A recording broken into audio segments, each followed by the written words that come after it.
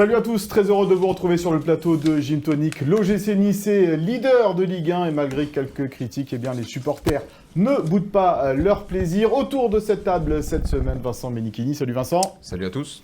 William Bercé. Salut Will. Salut Mika, salut à tous. Et le retour de la légende en kaki lui aussi, donc Team Kaki aujourd'hui pour nos trois amis de Nice Matin.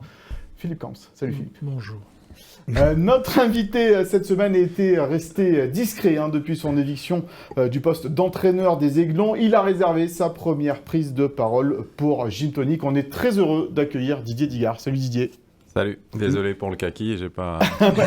Mais moi non plus, t'as vu, je suis pas en kaki non plus, j'ai pas respecté le dress code. On est très content que tu sois avec nous sur ce plateau. Alors au sommaire de cette émission, nous reviendrons bien sûr sur le succès à Clermont qui permet donc au gym d'être leader. Un leader ennuyeux, c'est la question que l'on se pose cette semaine dans le pour-contre. Nous ferons également un focus sur Gaëtan Laborde, un petit peu dans le dur en ce moment. Quel avenir pour Youssef Attal? Nos journalistes tenteront de vous éclairer. Et puis, nous parlerons bien sûr de ce Nice-Rennes dimanche soir à l'Alliance Riviera, sans oublier le Souviens-toi de Philippe consacré aux Invincibles à l'extérieur de la saison 1972-1973.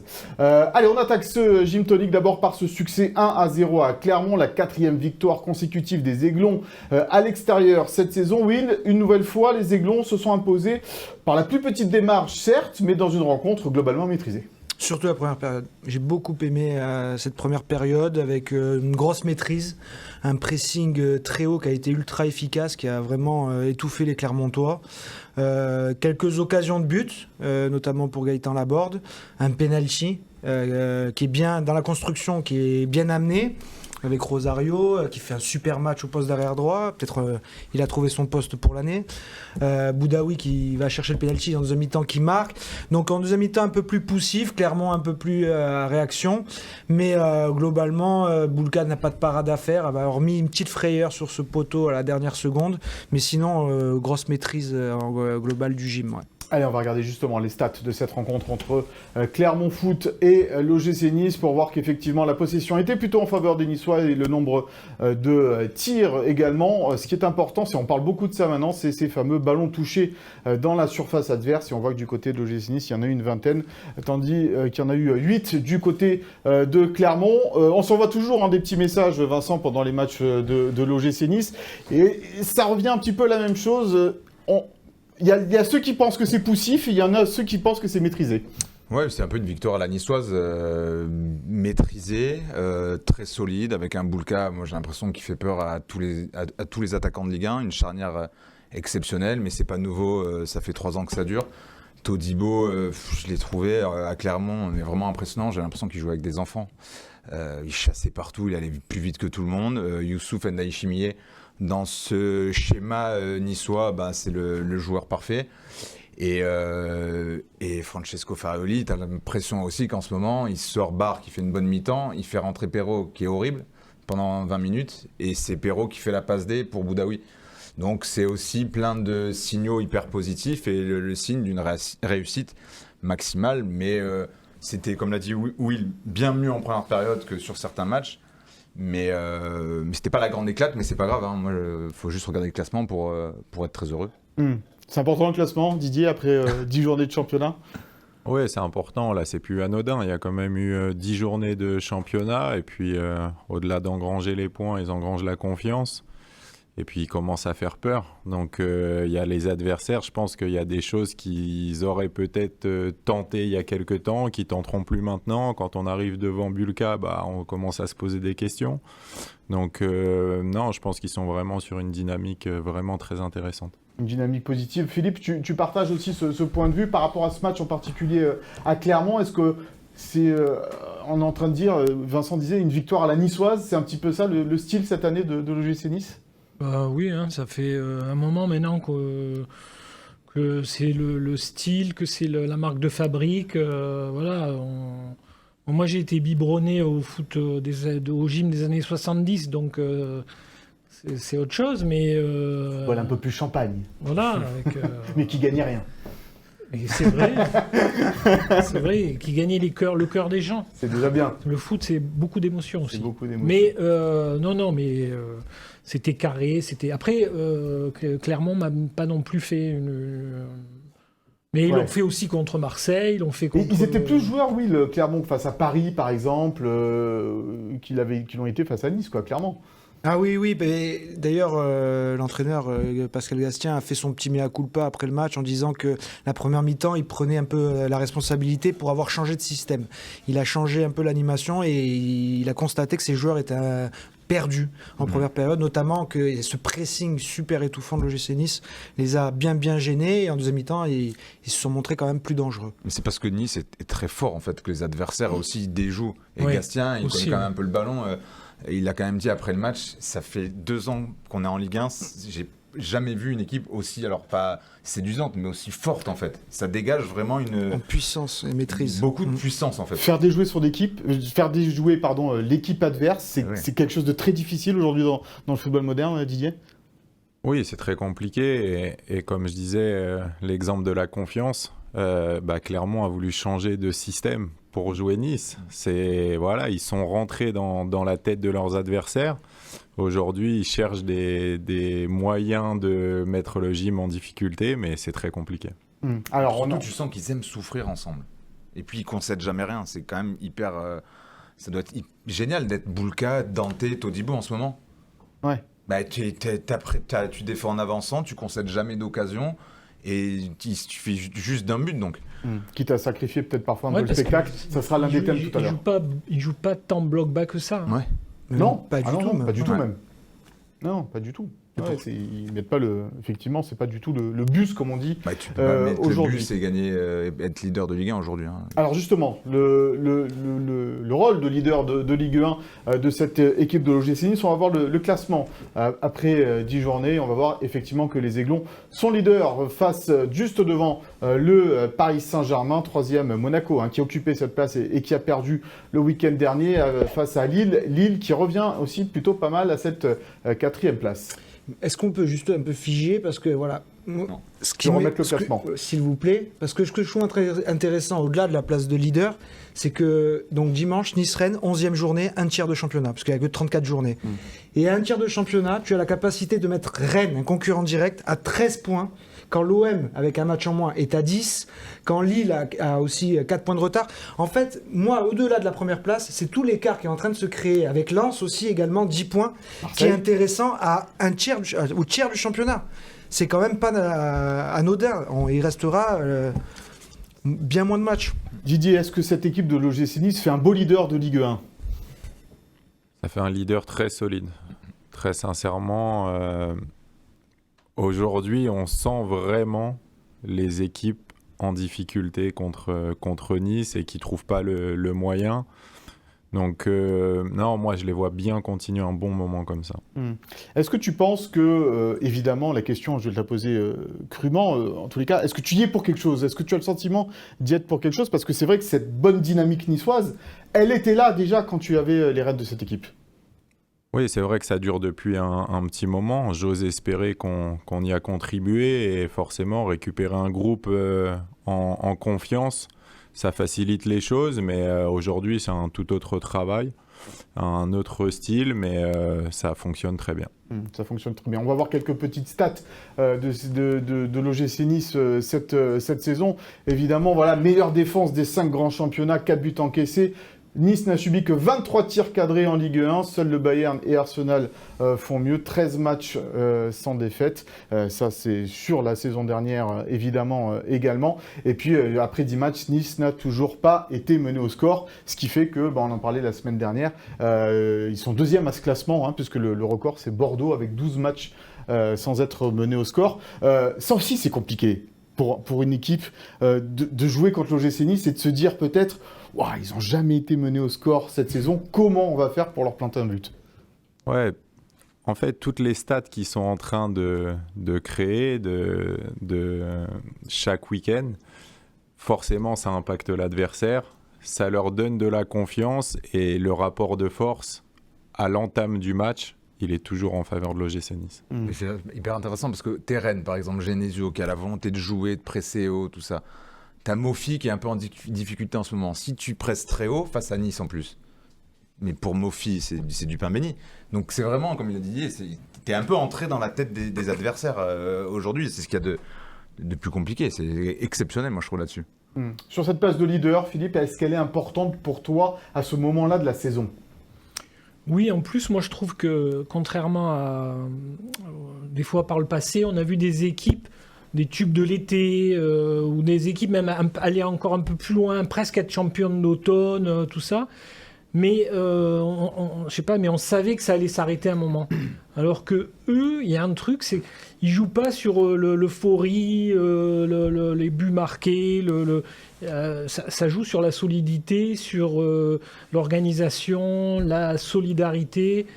Et ça peut rester et ça peut continuer. Alors que bon, d'autres temps et d'autres équipes, on savait que ça allait s'arrêter. Eux, on ne sait pas quand est-ce que il pourrait y avoir une cassure.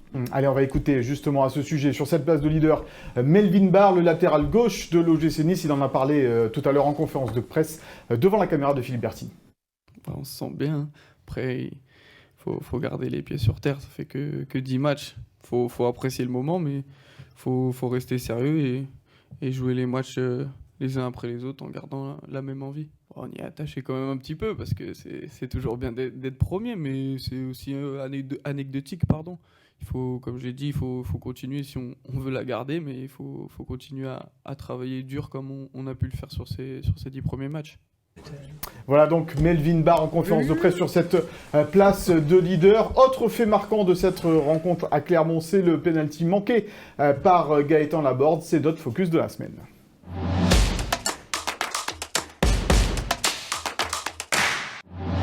Gaëtan Laborde un peu dans le dur ces derniers temps. 5 matchs sans marquer pour l'attaquant de l'OGC Nice qui joue sur un côté. Vincent, on en parle depuis plusieurs semaines maintenant. On attend que Gaëtan retrouve le chemin défilé, mais là, à Clermont, ça a été compliqué. Ouais, après, il joue presque deuxième arrière droit par moment, donc c'est pas évident. Il est rarement dans des situations... Là, il y a un penalty quand même. Ouais, mais il y a rarement des situations, il y a cette volée en première mi-temps qui rate un petit peu, mais moi, je pense que Laborde, il va marquer ses 10 buts. Ça sera pas forcément des buts exceptionnels, mais il sera là, il lâche pas... voilà, c'est vrai que tu sens pas qu'il prend énormément de plaisir, balle au pied, mais ça n'a jamais été un grand technicien. Mais pour les copains, il est quand même hyper précieux parce que pour un coach, il doit faire ses 12 bornes sur son côté, il donne tout. En fait, il fait du Laborde, quoi. Non, mais quel est l'attaquant qui flambe ? À Nice, pour l'instant, t'as Mofi 3 buts, Laborde 2 buts. Bonani, quand il joue, il est pas mal. Donc, pas de... Toi, tu penses que c'est un problème général de l'animation offensive niçoise qui fait que Laborde est dans le dur aujourd'hui ? Ouais. Pas Boga, pour l'instant, il a fait des super trucs, mais on reste encore un petit peu en attente. On dit et redit que Mofi, il est dans le dur, ça va mieux, il va marquer. Mais je sais pas, moi je vois pas un attaquant flambé. Et Laborde, avec le caractère qu'il a et tout ça, il reviendra, je suis sûr. C'est un mec qui lâche rien, quoi. On va regarder les stats de Gaëtan Laborde justement cette saison en 2023-2024. Donc je le disais tout à l'heure, 2 buts pour Gaëtan Laborde, 16 tirs seulement pour un attaquant qui a joué 774 minutes. C'est vrai que c'est pas énorme non plus. Didier, c'est un joueur que tu connais très bien, évidemment, Gaëtan Laborde. On parlait de son positionnement, on parle de l'animation offensive, mais c'est un joueur qui, malgré tout cela, ne lâche jamais rien. Non, il lâche rien. Et quand on voit le style de jeu aujourd'hui du gym, je pense qu'il est primordial, en fait, Gaëtan, parce que, en fait, à travers ses courses, parce qu'il fait énormément de courses pour étirer les lignes, beaucoup d'appels en profondeur, et c'est grâce à ça qu'il y a des espaces de libérés dans le milieu pour des décrochages. Donc, c'est vrai que c'est assez difficile, mais il faut avoir une lecture un peu plus lointaine que son manque de buts. C'est un joueur dans le collectif. Et ce qu'il fait, ça sert aux autres. Après, voilà, on a envie d'attaquants qui marquent énormément de buts, mais il a un rôle quand même primordial dans cette équipe. Alors toi, on sait, Will, que tu fais partie, peut-être même président du fan club de Badreddine Bouanani et que tu aimerais peut-être mieux le voir sur le côté droit, parfois en tous les cas un peu plus souvent à la place de Gaëtan. Est-ce qu'il y a de la concurrence d'ailleurs pour Gaëtan Laborde à ce poste d'attaquant excentré côté droit? Pour démarrer, non, parce qu'il y a ce paramètre très important dans les yeux du coach, et ce qu'il a reproché d'ailleurs à un moment donné à Boga aussi, c'est le travail défensif. Et Gaëtan Laborde est irréprochable là-dessus. Badreddine a un peu plus de mal là-dessus. Il est un peu moins aussi costaud dans le duel. Alors Gaëtan, en fait, c'est je vais dire une petite crise de confiance, en fait, parce qu'on le voit même dans les chiffres qu'on vient de montrer, 38% de duels gagnés. C'est pas vraiment ça qui est dans ses habitudes. Dans le duel, il y va tout le temps, mais là, il sort pas gagnant avec le ballon. Quand il a un penalty, il force un peu trop, ça part au-dessus. Voilà, c'est dans le geste qu'il n'est pas dans la confiance. Et moi, je reste persuadé qu'un joueur qui va faire sortir Laborde du trou, c'est Boga. Parce que quand Boga, il va vraiment gagner en confiance et en rythme, balle au pied, il va attirer des défenseurs sur lui et ça ouvrira des espaces à l'opposé pour Laborde. Et on a eu une action comme ça clairement, où Boga rentre intérieur, centre, et c'est pour Laborde au deuxième poteau. Et quand vraiment les défenses vont être attirées par la technicité de Boga, Laborde marquera ses buts.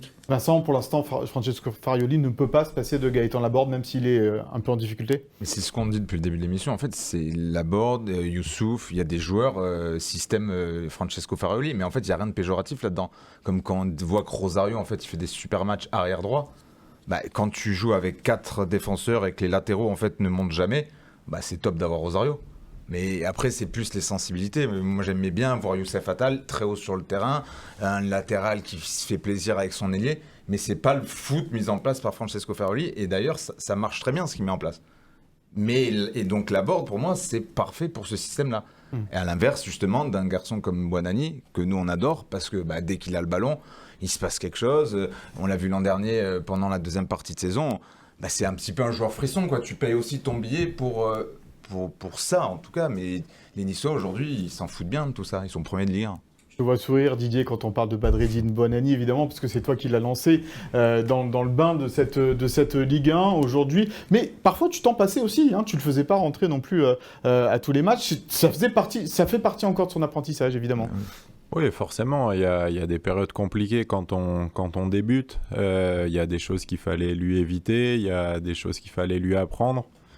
Mais c'est vrai que quand il est sur le terrain, on se régale. Ouais, il se passe quelque chose, effectivement, quand Bouanani est sur un terrain de football. On va écouter Francesco Farioli à propos, justement, de Gaëtan Laborde et de sa période difficile. Mi ricollego alla risposta di prima perché se siamo dove siamo a Gaëtan dobbiamo dire. Je vais faire le lien avec une des questions précédentes. Si on est là où on est, on le doit également à un joueur comme Gaëtan. Sa lecture du jeu nous apporte énormément. Alors oui, ces derniers temps, il a un peu pêché devant le but. Il a eu cet épisode malchanceux du penalty et c'était peut-être pas son meilleur match au niveau offensif. Mais il faut savoir évaluer froidement et lucidement l'apport des joueurs. Et Gaëtan, depuis les tout premiers jours où je suis ici, a été un des joueurs sur qui on peut le plus compter. On sait ce qu'il apporte sur le terrain, l'engagement qu'il met, il met du cœur. Et moi, je suis fier de lui. C'est un joueur que je garde jalousement. Je sais ce qu'il apporte. Et tout ce travail sale, entre guillemets, qu'il fait sur le terrain nous apporte énormément.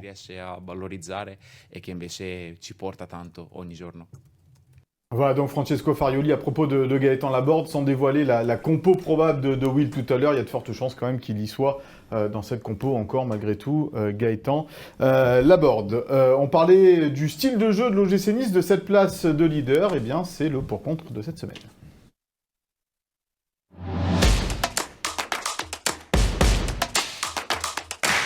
Et oui, on a entendu cette semaine sur plusieurs médias, nos confrères de RMC en particulier, ou sur l'équipe de Greg, sur la chaîne L'équipe. Nice est-il un leader ennuyeux? Alors, plutôt que se fier à ces avis-là, moi j'aimerais entendre les avis de Will et de Vincent à ce propos, et on va commencer par Vincent. Mais en fait, c'est toujours pareil, il faut se placer du point de vue du supporter niçois qui, lui, même si Nice est ennuyeux, s'en fout bien parce que Nice est leader. Après, aujourd'hui, si tu aimes le foot et que tu es un observateur de la Ligue 1, est-ce que le vendredi, tu vas te regarder Clermont-Nice et tu vas te dire « Waouh, franchement, j'ai passé un super moment, j'ai vu un beau match de foot, il y avait du panache, tout ça. » Après, si tu aimes la défense, l'organisation, tout ça, c'est top. La tactique, c'est vraiment une sorte de leçon vraiment tactique. Mais... tu as parlé un petit peu des critiques, notamment venues d'RMC. Mais personnellement, ça me va très bien que Nice devienne le Montpellier de 2011, même comparaison avec le Montpellier de René Girard, c'était aussi une belle équipe qui est devenue championne de France. À la fin, et on retient que c'était un des plus grands exploits de ces 15 dernières années. Donc moi, je signe vraiment dès demain si Nice reste pendant très longtemps ce leader ennuyeux. Will.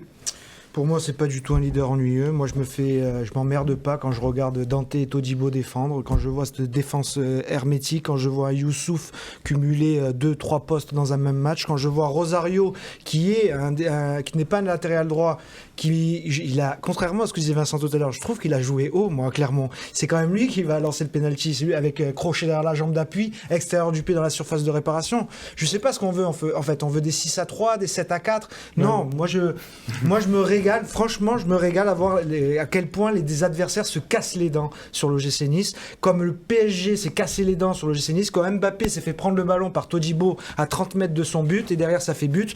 Moi, je suis désolé, mais je me régale de voir ce gym-là aussi solide et casser la tête à l'adversaire. On sait que les supporters niçois sont plutôt critiques, on la critique assez facile.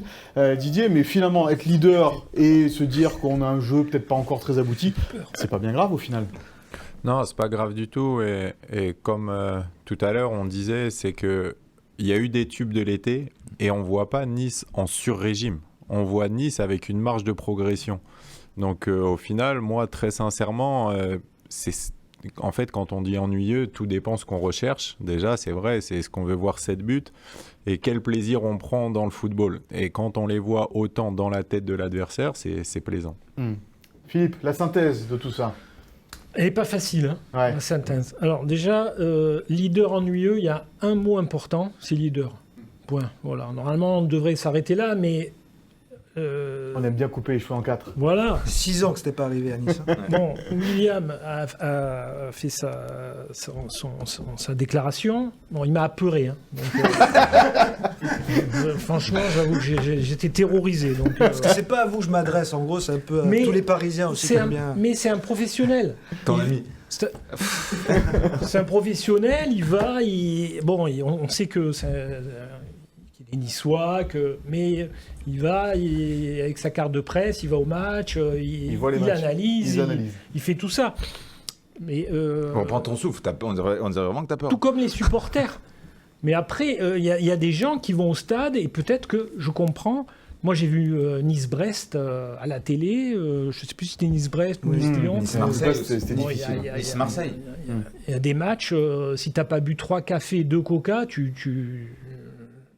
t'endors. Ah ouais, tu tombes. Non, mais je vais un peu dans la caricature. Ouais, enfin bon, on est tous là assignés, comme l'a dit Vincent, mais c'est et vrai, comme l'a dit Didier. Si ça continue comme ça toute la saison, évidemment, et que Nice finit leader de Ligue 1, leader ennuyeux, c'est leader le point principal. Et c'est vrai que voir cette solidité, les voir défendre, tout ça, c'est génial. Bon, après, je sens que ce débat, on va encore l'avoir un peu cette saison. Encore malgré tout, sauf évidemment si ça s'améliore au point de vue des stats offensives, parce que c'est de ça qui est comme le problème. Je le disais la semaine dernière, moi je pense que la progression offensive, elle est plus facilement accessible entre guillemets que l'hermétisme défensif. Moi je trouve que défendre dur comme ils le font, c'est dur, c'est vraiment à apprendre sur une saison, alors que les progrès offensifs, quand on a des joueurs comme Boga, Mofi, Laborde, Buonanni, on va pas Diop aussi qui va revenir, petit Baldé, on va pas me dire que ces joueurs, il faut leur apprendre le football et à marquer des buts. C'est qu'à un moment donné, ils vont gagner en confiance, en automatisme et les buts viendront. Même Kefren, on peut attendre aussi. Oui, moi j'aimerais bien par exemple parler avec Kefren aujourd'hui. Parle-en avec Didier, parce que Didier le connaît bien, Kefren. Ouais, mais bon, je sais pas si aujourd'hui il a parlé avec parce qu'on Kefren. est un peu tous surpris évidemment de Kefren, parce qu'on sait quel joueur fantastique il est et il peut devenir, et parfois on reste un petit peu sur notre faim avec lui, même si cette année on le voit dans le travail défensif par exemple, il est beaucoup plus efficace qu'il ne l'était par exemple sous tes ordres la saison dernière. Donc comment tu vois sa progression, toi, comment tu vois aujourd'hui le rôle de Kefren? Déjà, ce qui est bien, c'est que ça le rend plus complet. C'est vrai qu'il avait peut-être plus de liberté offensive avec moi que ce qu'il a aujourd'hui, mais il défendait pas aussi bien. Donc déjà, on va en faire un joueur plus complet et pour lui, c'est une bonne chose. Après, j'ai vu passer il y a pas longtemps des statistiques où en fait, on est trompé, je pense, un peu par ces stats but passe D, parce qu'au niveau des mètres gagnés avec le ballon, etc., il reste toujours aussi performant. Donc maintenant, il faut qu'il retrouve le chemin des filets, un peu comme tous les joueurs offensifs. Il est même j'ai revu le but à Metz, il est à l'avant-dernière passe, elle est superbe son avant-dernière passe pour Melvin. Donc quelque part, cette créativité, il l'a toujours, il l'a pas perdu. Et oui, mais il a un statut d'international aussi maintenant qui fait... C'est là-bas où il sort à la mi-temps, non, je crois, à Metz. Après son jaune. Oui, pour pas... Il doit être content, là. Ouais. Mais ça, mais première geste décisive de la saison, jaune, allez, dehors. Je crois que Thuram, on l'avait jamais vu suspendu pour 3 cartons jaunes. Non, mais on rappelle-toi, nous on parlait cet été justement du fait que Khéphren Thuram ne prenait jamais un jaune et nous il nous rendait fous des fois justement là-dessus. Là, il en a pris. Oui, mais c'est comme il dit Didier, c'est bien, ça va lui faire. Il doit devenir méchant entre guillemets parce que c'est un garçon, il fait plus d'1m90, c'est quand même un énorme, c'est un bon bébé. Khéphren Thuram, il peut enfoncer tout le monde avec Youssouf, Thuram et même Boudaoui et Morgan également. T'as aussi un milieu. Et René là, je crois que Matic est incertain. Ils ont intérêt Bourigeaud, Santa Maria et Le Fait à mettre le réveil, parce que les Niçois, ça envoie en fait. Ouais, parce qu'il y a du choix maintenant pour Francesco Farioli, évidemment aussi au milieu de terrain. Allez, on passe à l'autre thème de cette émission, un thème d'actualité. On a appris la semaine dernière, par l'intermédiaire de la commission de discipline, que Youssef Attal serait suspendu pour 7 matchs, ce qui en théorie irait jusqu'au mois de janvier. En tous les cas pour lui, il reviendrait de suspension au mois de janvier, en sachant qu'au mois de janvier, il y a aussi la Coupe d'Afrique des Nations, qu'il est toujours suspendu de façon provisoire par son club. Will, est-ce qu'on a des infos un petit peu sur quel avenir sous les couleurs de l'OGC Nice pour Youssef Attal? L'avenir, c'est compliqué, c'est encore frais. Je pense que là, cette décision de la Ligue, elle était... plus ou moins redouté parce que voilà, c'est pas un chiffre qui est sorti du chapeau. La Ligue l'a suspendu jusqu'à la fin de la phase aller, et puis on verra derrière. Concrètement, ce sera difficile de penser que Youssef puisse reporter le maillot rouge et noir. Ça a pris une tournure politique, évidemment, tout cela aujourd'hui. Et c'est vrai que Vincent, quand on voit les tweets du maire de Nice, par exemple, s'il ne s'excuse pas, il ne pourra pas reporter les couleurs de l'OGC Nice. Ça met le club dans une situation un peu sous pression. Du moment que c'est parti tout au sommet de l'État, le pauvre Youssef Attal qui a fait, comme on l'a dit lors des dernières émissions, une grave erreur, une grosse bêtise. Mais comme il l'a dit, oui, aujourd'hui, je ne vois pas, avec l'ampleur que ça a pris, Youssef Attal reporter ce maillot rouge et noir. Pour moi, ça m'attriste parce qu'on parlait de frissons, on parlait d'émotions tout à l'heure dans un stade. Moi, ces dernières années, il fait partie des garçons qui m'ont fait vibrer, en fait. Et en début de saison également, avec un but, je trouve que c'est ça, il marque, je ne sais plus contre quel... Voilà, Youssef Attal, c'est un joueur frisson.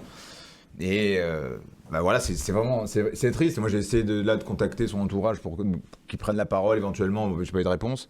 La porte de sortie pour Youssef au mois de janvier, Will, tu penses? Parce qu'il est en fin de contrat, rappelons-le. C'est la porte de sortie qui pourrait arranger tout le monde. Ouais. Voilà, un petit billet pour le gym et une nouvelle aventure pour Youssef. Surtout Rosario, il est pas maladroit en plus. Ouais, puis il y a le petit Mendy qui va aussi monter en puissance. Enfin, il y a du choix. Et puis le l'OGC Nice ne s'arrêtera pas à ça pour décider de l'avenir ou pas de Youssef. Mais bon, je trouve ça malheureux. Et pour revenir à ce que tu disais tout à l'heure, ceux qui ont demandé en haut, les politiques et tout.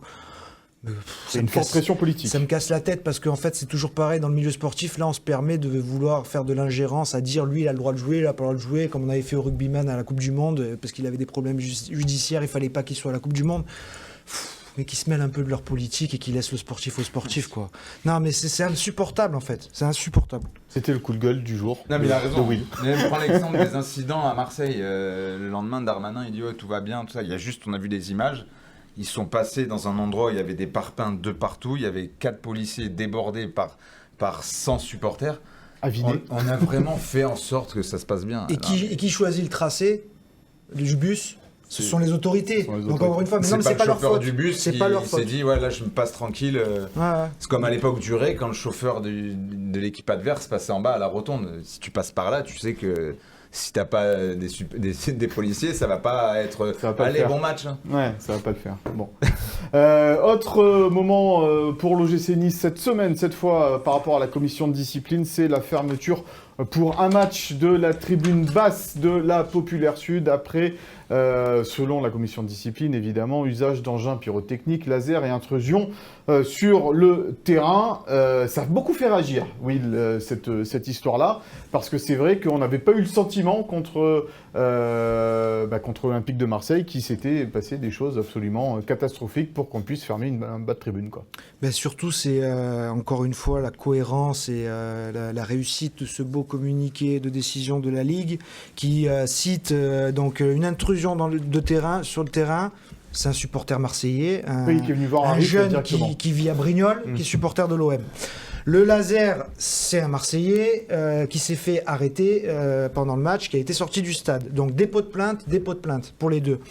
Et en troisième lieu, on va citer les pétards et compagnie. Et là, alors, engin pyrotechnique, ça englobe les pétards. Ça englobe les pétards, ouais. Il y a eu un gros pétard à un moment. Oui, et donc là, là, un très gros, oui. Ça nous a tous fait sursauter. À la lecture de ces trois éléments qui n'ont pas lieu dans la même tribune, on sanctionne la tribune Populaire Sud. C'est génial. C'est fantastique. On cite 3 événements qui ont eu lieu ailleurs dans le stade et c'est une tribune, celle des Niçois, qui prend. Donc ça, c'est génial. Pendant que tu parles, on va regarder le communiqué de la BSN, hein, évidemment, des Ultra Populaires voilà, Sud. Qui, eux, expriment un ras-le-bol et qu'on peut comprendre. Parce que j'étais aussi un peu, des fois, surpris du silence du club, un peu, des fois, trop compatissant. Je trouve qu'il pouvait un peu plus réagir à ce genre de décision. Parce que, sans citer les clubs, mais je pense qu'il y a d'autres clubs qui sont un peu plus... tranquille sur épargné. Ces aspects-là, ouais, clairement. Enfin, au Vélodrome, il y a déjà eu des tribunes fermées cette saison. Au Parc des Princes, il y a déjà eu des tribunes fermées cette saison. Donc, c'est pas non plus que l'OGC Nice qui est touché. J'ai pas dit que c'était que l'OGC Nice, j'ai dit qu'il y en avait mais des ça clubs touche aussi des gros clubs qui étaient plus ou moins épargnés. Parce que Nice, c'est constamment. On peut faire penser à Lens. On peut par faire exemple, le chiffre l'année dernière. Lens sont plus facilement épargnés. Didier, je crois que tu as 3 matchs, toi, l'année dernière, où tu n'as pas de tribune. Oui. Voilà, 3 matchs. Sur une demi-saison, on parle que sur la phase retour. Donc déjà, 3 matchs à domicile. Je pense que cette année, on n'a pas encore vu une équipe qui a 3 matchs à domicile en moins sur toute la demi-saison. Donc Lens, clairement, c'est... On croit que c'est Euro Disney, quoi, Lens. Ils sont gentils, les Lensois, oh là là, ils sont adorables. Ils insultent personne, ils mettent pas de banderole, disent le fils de pute. Non, tout va bien, c'est génial, les Lensois. Bravo, vive les 100 €. Fin janvier, il y avait eu des supporters niçois qui avaient failli être renversés par une voiture, ouais, tout à fait. En sortant dans l'ambiance festive de du Stade Bollard. Le club a quand même réagi, malgré tout, Vincent, sur cette histoire de suspension avec un appel au CNOSF, c'est ça ? Peut-être surréagi. En gros, il y a une réaction, puis après une réaction du club, parce que la Populaire a peut-être réagi. Oui, mais il est menacé un petit peu quand même, hein, l'air de rien. Donc peut-être que tu réagis parce que tu te sens un peu... Là, on va réagir, parce que là, ils sont vraiment pas contents. Là. Allez, on va voir le communiqué de l'OGC Nice par rapport justement à cette suspension de la tribune basse. Et en gros, pour en résumer, le club fait appel au CNOSF. On n'a pas très bien compris ce que ça voulait dire. Non. Parce que c'est pas suspensif, en fait. Non, pas du tout. Ouais. C'est pas un appel de la décision, c'est un avis consultatif du CNOSF. Donc en gros, qu'est-ce que vous en pensez, le CNOSF nous, on est... voilà. Ça servira à rien. La tribune sera fermée contre Toulouse. Est-ce qu'on juge un petit peu trop facilement dans l'émotion, Didier, quand on est membre de cette commission de discipline, quand on voit ce qui s'est passé par exemple à Marseille, qui n'a absolument rien à voir avec 3 pétards jetés dans une tribune, qui certes, ça peut être très dangereux ces pétards dans une tribune, mais de là à fermer toute la tribune, est-ce qu'il n'y a pas de poids de mesure parfois dans les instances ? Moi je pense qu'avec Nice, en tout cas, oui, on est dur. Sincèrement, on est dur. Alors après... Même si apparemment ça veut tout et rien dire, le communiqué du club, je suis vraiment content malgré tout qu'ils aient écouté les supporters et qu'ils aillent dans le même sens parce que le stade il est plein en ce moment, ça fait un moment qu'on attend ça, donc le club sait à quel point ils ont besoin des supporters et il faut qu'ils y arrivent tous ensemble et que ça se reproduise pas, mais c'est sûr que Nice est pas jugé comme les autres à mon avis. Ça a toujours été un peu comme ça, Philippe, non ? Nice dans le viseur des instances fédérales. Oui, depuis tout temps. C'est la marque des grands. Non, parce qu'ils s'en passaient des belles quand même au Stade du Rail.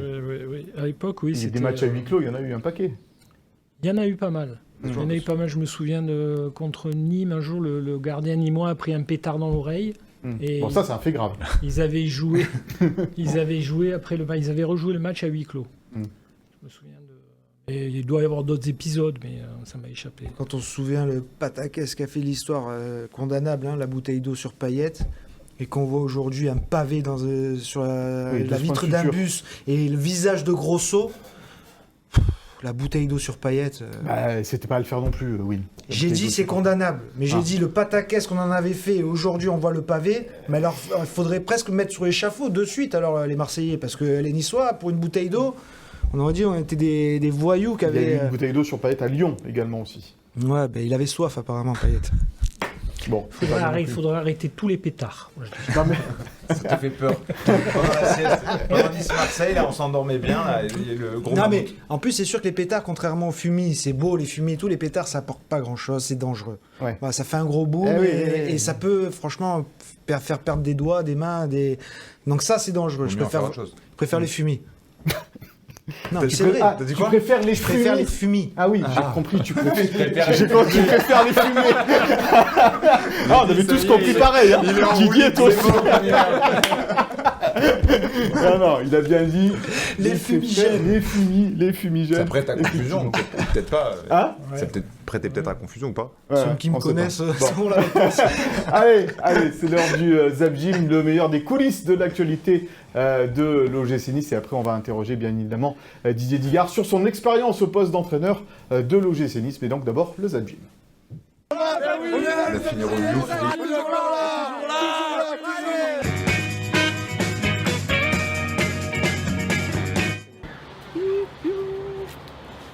Salut. Salut Cham. Ça va? Mout, ça va? Et toi? Tranquille. Bonjour Mimoun, tu vas bien? Et toi? Ça va très bien, merci.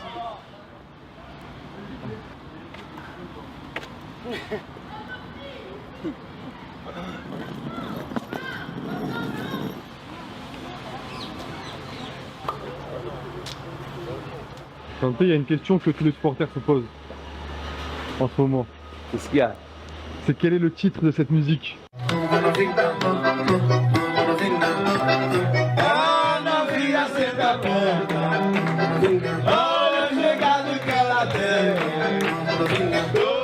Vai, novinha.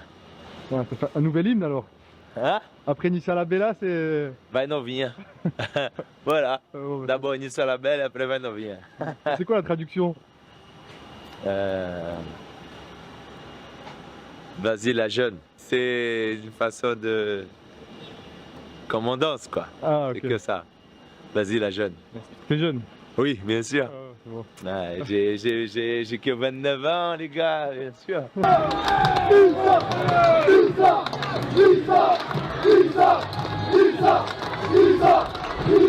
on est au stade Gabriel Montpied à Clermont.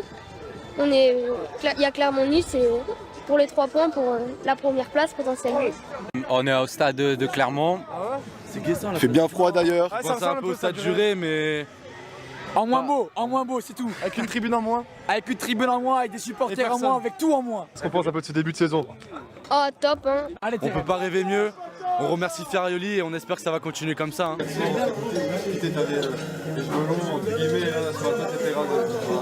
Ouais, c'est comme ça. Ça découpe même, tu vois, ça met à blanc. Tu vois, l'attaquant, il voit dans mes yeux qu'on n'est pas là pour jouer aussi. Tu vois, bah, c'est dire. Quand je regarde l'attaquant dans les yeux, là, il sent la haine qu'il y a là. C'est en mode, c'est mon ballon, frère.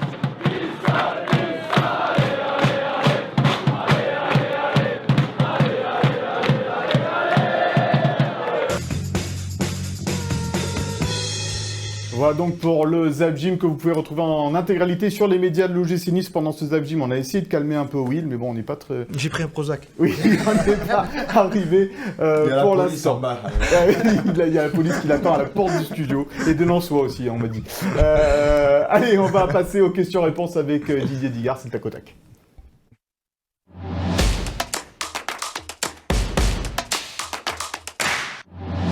Et on va revenir bien sûr Didier sur cette demi-saison passée sur le banc de touche de l'OGC Nice en tant qu'entraîneur principal. Quel bilan toi tu tires justement de ces 5-6 mois passés sur le banc? Un bilan très positif, des chiffres très cohérents, mais au-delà de ça, ça a été vraiment une aventure humaine extraordinaire et ça a été ça voilà, le mieux pour moi, ce que je retiens surtout, c'est cette aventure humaine. Tu as appris évidemment énormément de choses au contact de ce groupe. On le sait, hein, tu es en train de passer tes diplômes d'entraîneur. Tu étais entraîneur de la réserve à ce moment-là. Ça a été une formation accélérée là d'un coup, quoi. Ouais, c'est sûr. C'était pas du tout programmé dans ma tête, donc voilà, ça a été très vite. C'est bien aussi parce que du coup, on n'a pas à réfléchir ni rien. Donc voilà, c'était vraiment quelque chose pour moi, pour la suite et à ce niveau-là dans mon apprentissage, c'était vraiment une bonne chose. Alors, il y a eu des super moments, évidemment, dans cette demi-saison pour toi. Il y en a eu des moins bons, on en parlera aussi. Mais par exemple, ces victoires à Paris, ces victoires face à Lens, à Marseille, face à Monaco, on se disait à ce moment-là jusqu'où peut aller cette équipe, quoi. Ouais, c'est sûr. On a rendu du plaisir à ce groupe. Et moi, c'est vraiment ça que je retiens. Les supporters aussi qui ont apprécié le jeu. Mais c'était surtout de voir ce club qui commençait un petit peu à peiner, à être un peu triste. Et de les voir tous heureux, c'était vraiment plaisant. Non, il faut se rappeler quand même, il y a un an, dans l'état dans lequel était le club. Malheureusement, là, on l'a répété plein de fois, Lucien Favre qui était un capitaine abandonné. Fallait vraiment changer quelque chose et c'était pas évident que Nice arrive à le faire d'aussi belle manière. On a quand même espéré au printemps après gagner une Coupe d'Europe. Donc c'est bien qu'il s'est passé des choses. Il y a eu des succès quand même probants. Le premier match de Didier Digard sur le banc, c'est quand même un 6-0 contre Montpellier. 6-1. C'est quand même plutôt sympa. Une victoire à Lens, à Monaco, à Marseille, avec un but de Bilal Brahimi en fin de match. Voilà, après il a manqué ce match-là. Je pense que Didier, je lui posais la question, est-ce que tu l'as déjà revu, ce retour contre Bâle? Ah mais ça, on en parlera tout à l'heure, si tu veux bien, Vincent. Ça fait partie des mauvais souvenirs. On va parler d'abord des bons souvenirs avec Didier, si tu le veux bien. D'ailleurs, toi, ton meilleur souvenir là, de tous ces matchs, alors c'est peut-être pas un match, hein, d'ailleurs, hein, c'est peut-être un moment de groupe, un moment de vie. Une conférence de presse. Où Will n'était pas énervé. Je pense que je dirais Marseille. Ouais, la victoire à Marseille. Ouais, mais en fait, c'est pas moi, c'est Fred Joria. En fait, de le voir sincère. En fait, quand je dis que c'était une aventure humaine, moi, c'est de voir les gens si heureux. Et que ce soit le retour avec les supporters et de voir le sourire de Fred dans le vestiaire. Je pense que c'est le moment le plus marquant pour moi. Pourquoi il aime pas trop l'OM, Fred? Non, mais c'était un moment particulier. Ouais, exactement. De belles manières et voilà, de voir les gens si heureux, c'est je pense, le meilleur souvenir. C'est pour ça que tu fais ce métier, évidemment. Exactement. Rendre les gens heureux, tu l'as dit beaucoup de fois, ça. Tu commences par un premier match, en fait, on est dans l'irrationnel total, ce 6-1. Comment avec un peu de recul, comment tu vois que cette équipe qui était à la cave, tu la prends et ce match, il est irrationnel.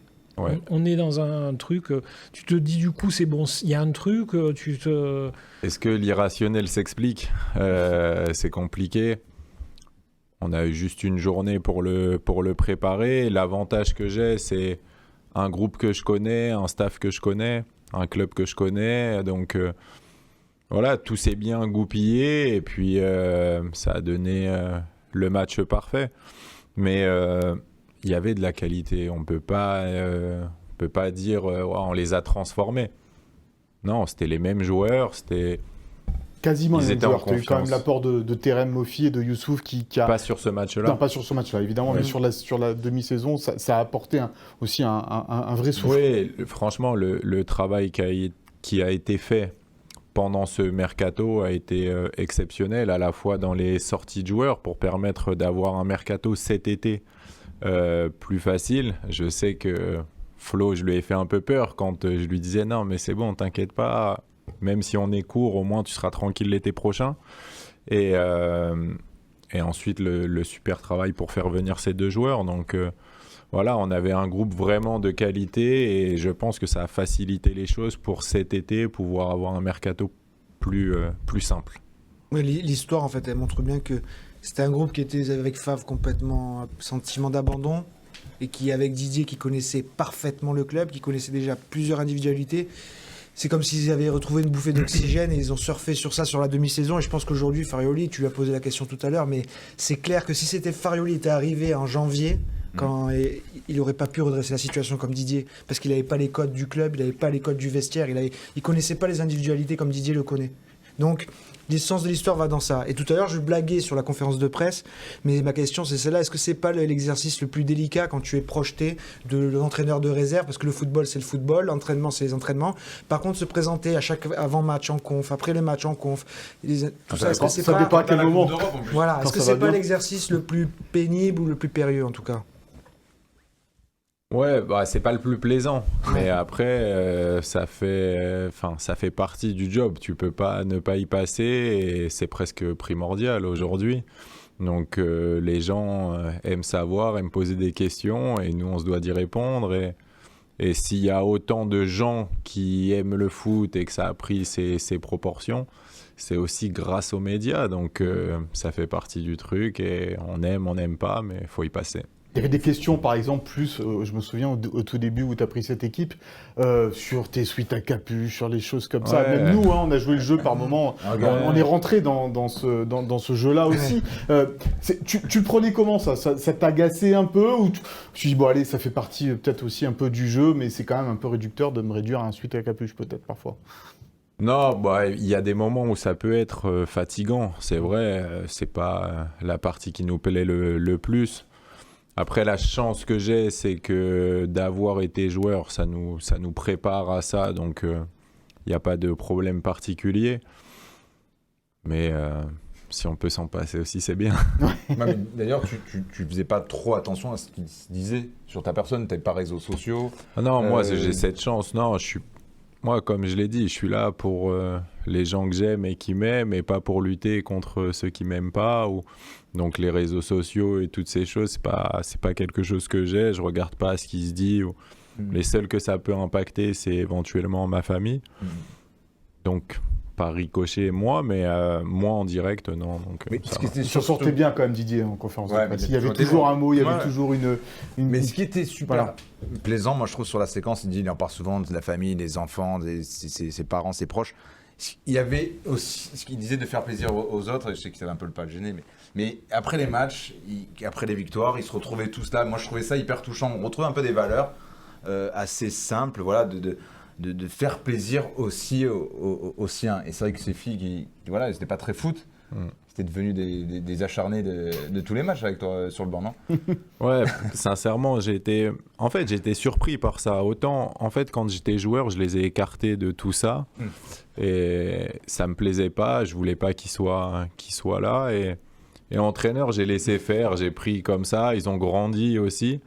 Mais et après, on réalise des choses. Moi, de voir mon père de 77 ans se comporter comme un gosse à chaque match... Sincèrement, c'est des moments incroyables que j'échangerais pour rien au monde. Pire que quand t'étais joueur?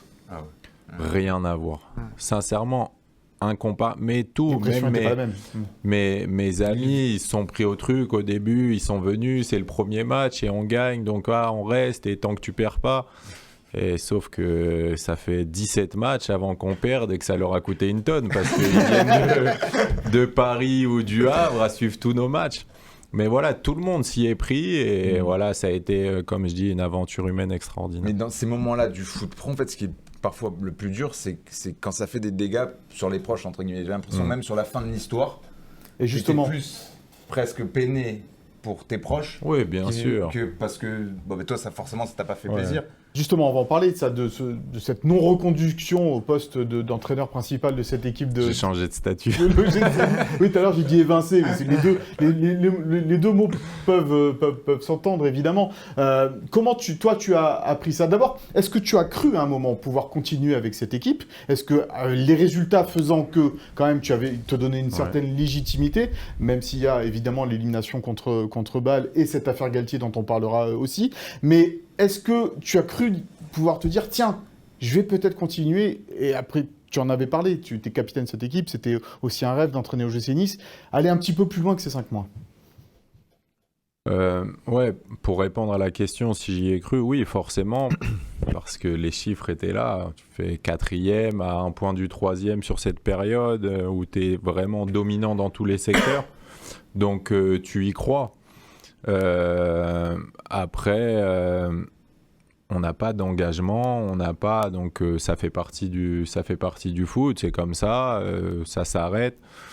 Ma priorité, c'était de redonner confiance à ce groupe. À partir de là, quand tu as réussi, même si ça s'arrête, tu le vis bien.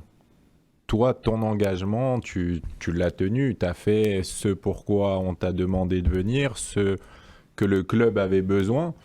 Et voilà, et comme eux, ils avaient pris un engagement sur cette période-là et pas plus, donc tout continue parfaitement entre nous. À partir de quel moment tu as compris que ça serait plus toi ? Quand on me l'a dit, le lendemain de Lyon. Ouais, dès ce moment-là, après Lyon, tu pensais encore que ça pouvait être, que tu pouvais y être ? Oui, parce qu'au vu des chiffres, c'était, je vais pas dire difficile d'imaginer le contraire, parce qu'il y a eu des périodes compliquées. Mais en tout cas, je me disais pas, c'est sûr, il n'y a aucune chance. Aujourd'hui, tu as, entre guillemets, digéré ça ? Est-ce qu'on doit d'abord digérer de ne plus être l'entraîneur de l'équipe Fagnon ? Sincèrement, je pense que du moment où ça a été dit, ça a été digéré. Moi, j'avais juste besoin d'entendre les choses parce que, comme je l'ai dit, il n'y avait pas d'engagement. C'est pas, on m'a pas trahi, on m'a pas... Donc, t'as pas fait des promesses. Voilà, je pense que j'aurais très mal vécu si ça avait été un échec. Ça, je l'aurais très mal vécu. Mais tu l'aurais peut-être mieux compris ? Oui, mais là, il n'y a pas comprendre ou pas. Sincèrement, en fait, je suis en plus dans une année assez compliquée avec le diplôme. Ça me demande beaucoup de temps, beaucoup d'énergie. Franchement, je dis pas que c'était plus simple pour moi. Mais c'est pas le truc qui a bousillé mes vacances ou pas du tout. Hein. Le lundi, j'étais en vacances, aucun souci. Ma famille va bien, comme je l'ai dit. C'est la seule chose qui me tient à cœur. On ne peut pas forcément peut-être rentrer dans le détail. C'est vrai que sportivement, à part cette élimination contre Bâle, c'est réussi. Surtout, il faut se rappeler dans l'état dans lequel était ce club, où il était lors de ce match horrible à Rennes, l'élimination en Coupe de France. Voilà. Après, il y a aussi des faits. Il y a eu l'affaire Galtier pendant la première partie de saison, quand Didier était le coach de l'OGC Nice. Il y a aussi plein de raisons. Elle sort l'affaire la veille de Bâle, non ? Exactement. On se rend bien compte. Ce que je veux dire, c'est qu'aujourd'hui, tous ceux qui étaient mêlés de près ou de loin à cette affaire, que ce soit Didier Digard, Fred Joria, Nicolas Dehon, qui étaient au cœur du réacteur il y a 2 ans, est-ce qu'aujourd'hui ils sont en première ligne ? Tu veux dire qu'on les a un peu mis à l'écart ? Non, mais c'est pas que je veux dire, c'est des faits. C'est factuel. C'est très factuel. Et Ineos est venu dans le foot, pourquoi ? Pas parce qu'ils ont une passion débordante pour l'OGC Nice, le beau jeu. C'est aussi pour l'image de marque de l'entreprise. Sportivement, cette affaire Galtier, évidemment, l'a dit Vincent, arrive en plein cœur de cet aller-retour contre Bâle. Toi, tu te retrouves en première ligne à ce moment-là. Devant les journalistes, on était tous là, évidemment, à te poser les questions qu'il fallait. Là, pour le coup, tu n'étais pas préparé à ça. Oh, là, c'était long. En fait, c'est long quand c'est un sujet que tu ne maîtrises pas. Ça veut dire que tu te retrouves mêlé malgré toi en première ligne et tu deviens le personnage central, le plus important à répondre des « on m'a dit » ou « on a dit » ou « moi je suis pas présent ». Donc au final, c'est ça qui est compliqué, c'est tu dois protéger tout le monde, il y a tout le monde d'impacté et toi tu essaies que ça passe, juste que ça passe mais tu peux pas, c'est... Voilà, aujourd'hui,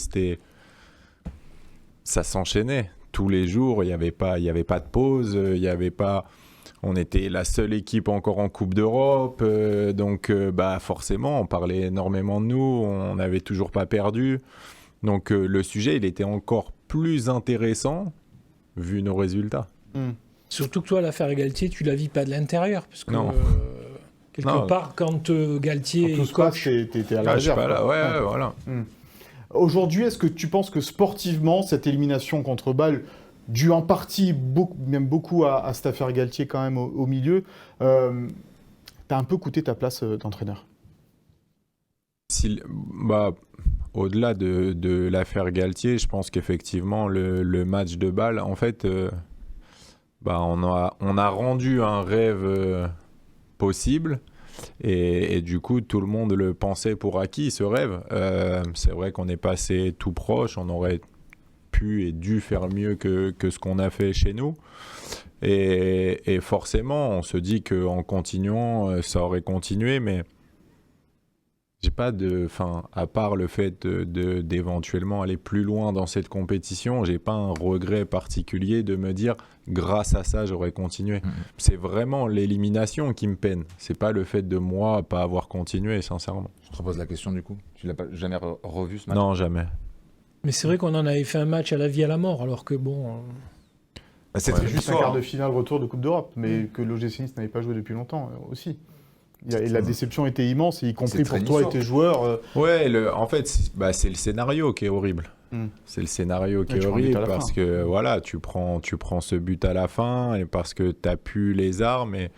Et là où moi je peux être fautif, c'est qu'effectivement, au moment du mercato, moi ce qui m'intéresse, c'est l'avenir du club. Et comme je dis, cette saison, la saison dernière, elle n'était pas programmée pour aller titiller les meilleurs. On l'a rendu possible, mais c'était surtout pour préparer le prochain mercato. Et on s'est retrouvé un peu juste arrivé sur la Coupe d'Europe. Et on n'avait pas l'effectif, nous, pour changer Morgan par Hicham ou par... Donc on s'est retrouvé un peu juste, mais... Voilà, le seul regret que j'ai, très sincèrement, c'est de ne pas avoir réussi à continuer cette aventure et de donner du plaisir à tout le monde. Je voulais dire, oui, on était au match à Bâle à l'aller. À un moment, pendant en première mi-temps, on regardait au deuxième mi-temps que ça commençait à s'échauffer. Moi, je me rappelle très bien les noms des gamins qui étaient sur le banc lors de ce match. Si aujourd'hui, tu as le 11 actuel avec le banc, diverses solutions, il n'y a pas débat sur ce match-là, en fait. Avec Aaron Ramsey qui doit jouer presque 120 minutes, Hicham Boudaoui qui finit sur une jambe, Ayoub Amraoui, Pépé qui se blesse dès qu'il rentre et qui continue alors qu'il est à demi-pété. On t'a reproché, tiens ça, je vais t'en parler ça, sur Nicolas Pépé, parce que c'est vrai que ça a été un reproche des supporters. On repense le décor, il était blessé juste avant cela, il fait tout pour revenir pour ce match-là, effectivement. Tu le fais rentrer, il loupe la balle de match en gros, et les supporters t'en ont voulu de l'avoir fait rentrer à ce moment-là. Avec le recul, tu aurais fait la même chose ? C'est trop facile, parce que tu te dis ça n'a pas marché, donc faut que je change. Mais non, quand tu recontextualises... Je pense que la première partie de saison, sans Nico Pépé, je pense qu'on est relégable. Sincèrement. Donc, tu as un mec qui t'a tenu malgré tout pendant 6 mois, qui a eu un état d'esprit pour ce match-là remarquable, qui est allé contre l'avis médical d'Arsenal pour pouvoir être là pour ce match. Tu veux le récompenser. Ça a été une erreur, ça n'a pas marché, mais en tout cas, il a tout donné pour ce groupe malgré cette attitude un peu nonchalante. Mais c'est mon erreur à moi. Les gens, les reproches, c'était de sortir Mofi. Oui, sortir Mofi pour faire un alors, là où je ne suis pas d'accord, c'est que, en fait, Terem, sur ce match-là, il ne nous a pas porté ou il ne nous a pas... Terem, c'est un joueur qui sort assez régulièrement, qu'il n'y a jamais eu de reproche là-dessus. Non, ma seule erreur, c'est que l'entrée de Nico, elle n'est pas bonne. Mais c'est pas, pour moi, sortir Terem, c'était pas un choix catastrophique ou... Non, c'est peut-être le choix de faire jouer Nico. Parce que le contraste, c'est ça qui est pénalisable aussi, c'est Terem Mofi qui te met un ciseau retourné incroyable au match aller et Nicolas Pépé qui fait une rentrée catastrophique à l'inverse au retour. C'est ça qui donne l'image aux gens qu'il fallait laisser Mofi en fait. Bon. Et puis à l'époque, tu n'avais pas le privilège également de jouer avec Marcin Bulka qui est autrement plus à l'aise dans sa cage que celui qui joue à l'époque. Alors ça aussi, tiens, petite question par rapport à Kasper Schmeichel. Marcin Bulka revient, bon, il a été blessé assez longtemps et tu gardes toi... on va pas se dire. De rien.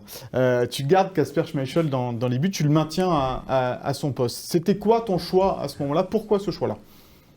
Mais parce que Marcin, quand il revient, il n'est pas au niveau de Marcin aujourd'hui.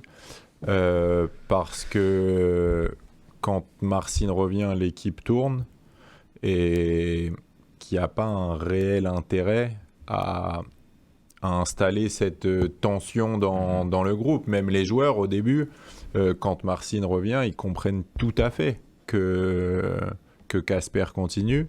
Marcin lui-même reconnaît après coup qu'effectivement, il n'était pas revenu à son meilleur niveau. Et après, créer une tension pour les 4-5 derniers matchs, pour moi, ça valait pas la peine. Après, Casper n'a pas été flamboyant, mais avec moi, en tout cas dans l'attitude, il m'a pas donné de cartouche pour le sortir de cette équipe. Et je pense que ça a facilité les choses aussi pour cet été, à démontrer que si on voulait passer un cap, Marcin était un choix très important après avoir tout donné à Casper. Et soyons clairs, puisque certains ont pu le dire ou ont pu le penser également, c'était pas pour faire plaisir au patron, donc à Jim Ratcliffe, que tu faisais jouer Kasper Schmeichel, dans l'idée peut-être d'être conservé après derrière. Oula. Non, mais parce que certains ont pu le penser. Ah ouais, non, là c'est... Non, pas du tout. On n'a eu absolument aucune discussion avec personne au club concernant la moindre composition d'équipe. Non, donc ça c'est clair et net. Non, c'était juste Casper, s'il jouait pas, il allait bouder et réclamer quelque chose en haut. Quand tu apprends que Nice te garde pas en numéro 1, est-ce que tu n'as pas l'envie de quitter le club? Non, jamais. Est-ce que tu n'as pas l'envie de partir, d'aller dans un autre club? Est-ce que tu n'as pas de sollicitations? Si, j'ai des sollicitations. Si, j'ai refusé plusieurs propositions, mais... En Ligue 1 non, pas en France, plus à l'étranger. Mais j'ai pas, franchement, à aucun moment, j'ai eu l'envie de partir parce que déjà, la chance qu'on m'a donnée, elle est incroyable. Ouais. Et sincèrement, pouvoir entraîner en Ligue 1 à 36 ans, un club dans lequel on a joué, c'était fantastique, sans diplôme, me faire confiance. Donc j'ai aucune il n'y a pas eu de réaction de colère de colère, non, de la déception. Oui. Forcément, de la déception parce que ce qu'on vit c'est fantastique et qu'on a envie que ça continue. Mais je suis pas là à en vouloir ou à me dire bon bah c'est plus ça alors je pars. Non, pas du tout, sincèrement. Si demain doit y avoir un projet mais ce sera une réflexion, je pense, très compliquée pour moi. Parce que je suis bien, je suis pas là chaque jour à regarder mon téléphone en attendant l'opportunité de... Non, pas du tout. Et quand tu vois arriver Farioli, qui a pas une carte de visite d'un grand coach, qui a pas... tu te dis pas, bon ben... la déception n'est pas plus grande encore, enfin, tu vois... Parce qu'il est quasi inconnu. Hein, plus jeune que toi. Mais après, je pense que... Tu peux ressentir de l'incompréhension, quoi. Ouais, on peut, mais après, si on se raisonne, on sait bien aussi que Nice en Coupe d'Europe ne va pas attirer Carlo Ancelotti.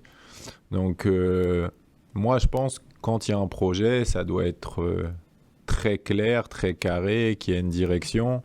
Et pour moi, eux, c'était la direction qu'ils voulaient prendre et ils avaient une idée claire.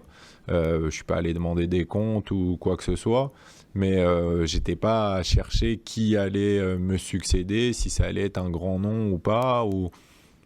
Tout ce que je voulais, c'est que ça marche et que moi, de mon côté, je passe mon diplôme tranquillement. Justement, tu en es où là du diplôme? Tu dois t'absenter assez régulièrement pour aller passer ce diplôme. Tu entraînes, on ne l'a pas dit encore depuis le début de cette émission, mais tu entraînes le groupe élite de l'OGC Nice, tout nouvellement créé, en compagnie de Fred Joria en particulier, Guy Boingual également. Comment ça se passe aujourd'hui pour toi dans ce quotidien-là? D'abord, est-ce que ça n'a pas été trop dur de revenir avec les jeunes, que tu adores et que tu aimes faire jouer, après avoir vécu cette expérience-là? Et comment tu la vis aujourd'hui? Bon, la différence, c'est sûr que sur le niveau, elle est énorme.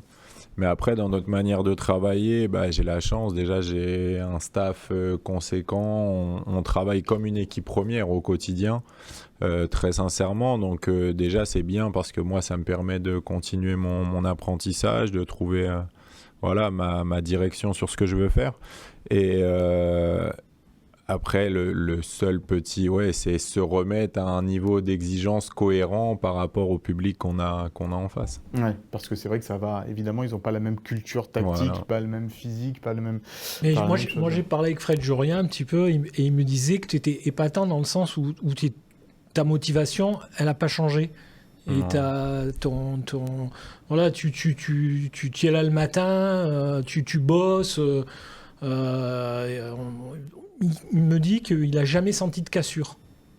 Non, moi, franchement, du jour où la décision, elle m'a été annoncée, ça y est, le lendemain, j'étais avec le directeur du centre sur la mise en place de la saison à venir pour les jeunes. Franchement, je fais un travail fantastique dans une structure de très grande qualité, dans une ville incroyable, et j'ai mes proches autour de moi. Pourquoi je vais me casser la tête? Parce que rien, c'est du foot, ça va, ça vient.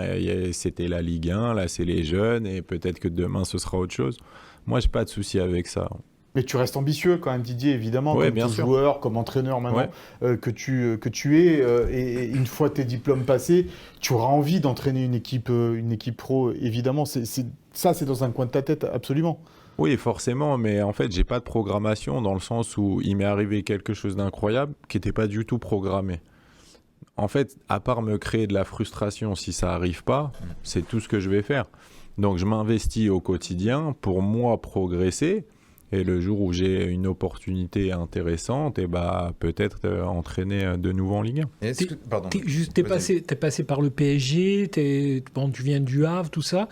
Mais on a l'impression que tu as un attachement mais immense envers ce club et envers cette ville. Pourquoi Nice et pourquoi cet attachement plus fort que tout à Nice par rapport aux autres clubs que tu as connus? Ouais, non, je sais pas. Franchement, je suis retourné au Havre pour mon diplôme. Pour mon diplôme, il y a très peu, et c'est vrai que ça me fait pas la même chose. Je suis très content d'y aller, je suis très heureux, et je leur souhaite toujours la réussite. Je suis tous leurs matchs, mais ça me fait pas la même chose qu'à Nice. Je pense que, je sais pas, mes enfants, ils ont grandi ici, mes parents maintenant sont installés ici. Je sais pas, c'est différent. J'ai écrit mon histoire d'homme ici, et ça a rendu la ville particulière pour moi. Non, mais je voulais revenir un peu. Est-ce que tu t'es efforcé au début de rester vraiment un petit peu avec les jeunes et de pas venir peut-être interférer avec certains joueurs avec qui tu as tissé des liens très forts, comme je sais pas, Jean-Claire, Kefren, de faire, pendant un petit moment... Ouais, parce que on sait très bien ça peut pas être évident d'ailleurs. Parce que la première défaite, j'ai tout fait pour les éviter. C'est vrai, le plus longtemps possible. Surtout parce que en pré-saison, les résultats n'étaient pas comme ils sont en championnat, et je voulais surtout pas être qu'on puisse dire que j'ai de l'ingérence. Voilà. Donc c'est ne pas donner de faille. Moi j'ai toujours dit, qu'on dise de moi que je suis pas un bon entraîneur, ça me dérange pas, mais pas une mauvaise personne. Donc je voulais pas pouvoir donner à manger, Donc je voulais que le coach il puisse bosser le plus sereinement possible et surtout pas se prendre la tête avec moi. Donc j'ai tout fait pour les éviter le maximum possible. Quels sont tes rapports aujourd'hui avec Francesco Farioli? Est-ce que vous parlez? Comment ça se passe entre vous?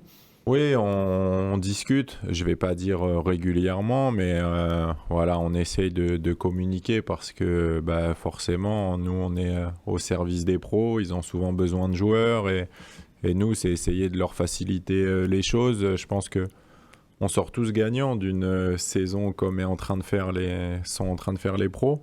Donc nous, on veut leur réussite et on essaye de leur faciliter les choses au quotidien. Et les jeunes, comment ça se passe justement? Ils ont fait 3 matchs en Angleterre. C'est que des matchs amicaux, il faut bien préciser, le groupe élite cette année. Ce format... Ouais, c'est fantastique. Sincèrement, ça n'a rien à voir avec ce qu'on a pu connaître jusqu'ici. Après, on tâtonne encore un petit peu parce qu'on a encore un petit peu de mal à intégrer les jeunes qui sont avec les pros et qui manquent de temps de jeu, justement parce qu'ils en ont besoin pour leur séance d'entraînement, et c'est peut-être ce qu'on n'avait pas très bien mesuré. Mais on y arrive voilà, par roulement. Mais en tout cas, l'aventure qu'est en train de vivre ce groupe à travers ce groupe élite, pour eux, j'ose espérer qu'ils mesurent à quel point c'est extraordinaire comparé à ce qui se faisait avant pour une équipe réserve. Juste une question, ton contrat s'arrête quoi, en 2024 ? Je pense. Ok, donc en fin de saison, t'es pas un homme de contrat. Non, franchement, je suis pas quelqu'un de papier. En juin 2024 avec un diplôme en poche. Ouais, effectivement. Donc vraiment, entre guillemets, peut-être sur le marché. Effectivement. Parce qu'on risque d'avoir besoin de quelqu'un, un gym tonic. Bon, revenir plus tôt. Je pense qu'il vise un petit peu plus haut quand même, Didier, que le consultant gym tonic. C'était ton indiscret du jour, mon cher Philippe ? Oui. Non, bon, allez, on va passer à cet avant-match entre Nice et Rennes dimanche soir du côté de l'Alliance Riviera. Coup d'envoi à 20h45. On a montré le classement tout à l'heure. L'OGC Nice premier. Et c'est vrai, Will, tu l'as dit un tout petit peu tout à l'heure, mais on va revenir dessus. L'occasion de mettre quand même Rennes à 13 points en cas de victoire. Ce serait énorme. Après 11 journées, 13 points d'écart avec un concurrent direct à l'Europe. Ce serait vraiment la grosse opération. Donc j'ai essayé de brancher le coach là-dessus et il a répondu à côté. Il n'avait pas trop envie de plonger.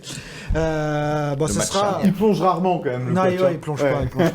Il fait des réponses longues. En bon italien, il fait des réponses longues, mais c'est pour ça qu'il n'a pas percé. Il est plein de crochets. Encore une belle affiche à l'Alliance, c'est ce qu'on peut dire aussi, parce qu'après avoir joué Lille, Lyon, Marseille, il y a encore un Européen à l'Alliance et puis on sait que cet OGC Nice-là, déjà avec Didier, adore les gros matchs, donc il les perd rarement. Didier est très bien placé sur le stade rennais parce qu'il y a un proche qui est capitaine de cette équipe, donc peut-être qu'il ne va pas vouloir dire ce qui se passe là-bas.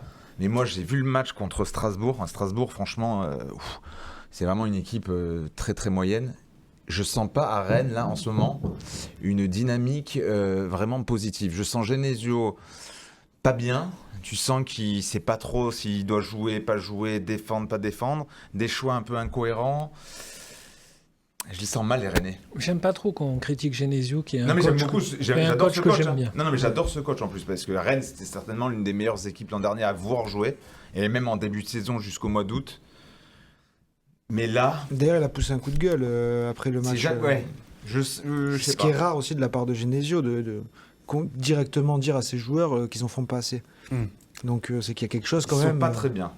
Je pense pas qu'il y ait autant Nice, comme on dit depuis le début de saison. Tu sens qu'ils sont armés pour souffrir. Mais les Rennais... tous les ans, Rennes, on a l'impression qu'ils vont tout casser. Ouais, mais ça joue très bien. Les années précédentes, là, je trouve qu'en plus, ils ont perdu de leur conviction. La différence aujourd'hui, elle est dans le jeu. Voilà. Au-delà de... Dans le jeu, c'est beaucoup moins flamboyant que ce qui se faisait les années précédentes. En fait, c'est terrible parce que tu sens quand même... T'es coach, nous absolument pas. Mais que même lui, il est un peu coincé.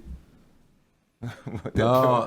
Et là, tu as coincé Didier, là. Non, pas du tout. Moi, Bruno, la personne et l'entraîneur. Et donc, en fait, ce que je veux, c'est qu'à partir de lundi, ils trouvent la recette idéale et qu'ils se mettent à tout casser. Et ce week-end, 1-0 sur un but où le gardien, il peut vraiment absolument rien faire, qu'il soit monstrueux tout le reste du match.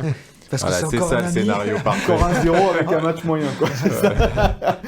Bon, on verra ce qui se passera, évidemment. On va écouter justement Francesco Farioli à propos de cet adversaire rennais, l'analyse du coach niçois. Comme je le disais, c'est une équipe qui a beaucoup de principes similaires aux nôtres. C'est une équipe qui cherche à agresser l'adversaire très haut, qui joue avec beaucoup de courage, qui joue constamment, avec des joueurs offensifs de grande qualité, de très bons bâtisseurs aussi derrière. C'est une équipe qui a les qualités et les connaissances pour faire du jeu et qui peut faire mal au niveau individuel et également être dangereuse dans son organisation que son coach leur donne. Et leurs résultats de ces dernières années ne sont pas dus au hasard. Et même cette année, 2 défaites en 10 matchs prouvent que c'est une équipe compétitive et également avec ses résultats en Coupe d'Europe. Perde soltanto 2 volte in 10 partite, comunque si dimostra solida e capace di competere, e oltre ovviamente poi ai risultati che stanno facendo in Europa. Voilà, Francesco Farioli qui a un débit un petit peu plus rapide que Didier pendant les conférences de presse. C'est ce qu'on peut noter aussi dans les différences entre les petits tacles. T'as vu, c'est pas bien méchant. C'est le t-shirt. Hein J'accepte. J'accepte. Bon, allez, Will, c'est l'heure d'un compo probable, le jingle. C'est parti.